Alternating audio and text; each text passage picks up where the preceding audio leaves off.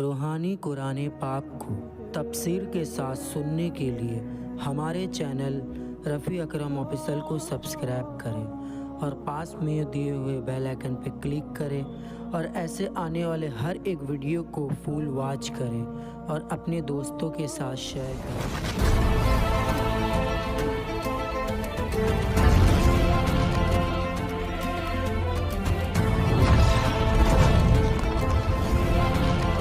أعوذ بالله من الشیطان الرجیم، پناہ مانگتا ہوں میں اللہ کی شیطان مردود سے۔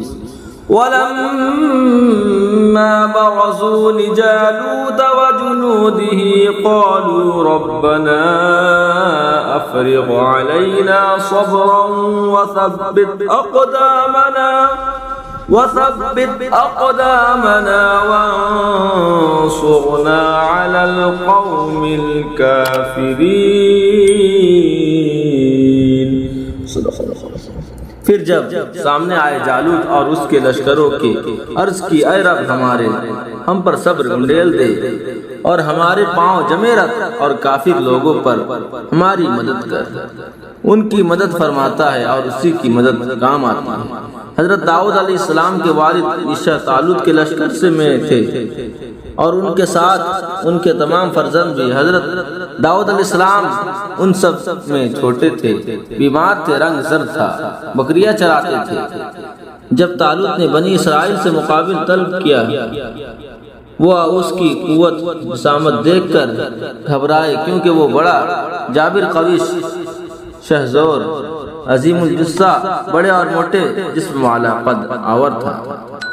طالوت نے اپنے لشکر میں اعلان کیا کہ جو شخص جالوت کو قتل کرے میں اپنی بیٹی اس کے نکاح میں دوں گا اور نصف ملک ان کو دوں گا، مگر کسی نے اس کا جواب نہ دیا۔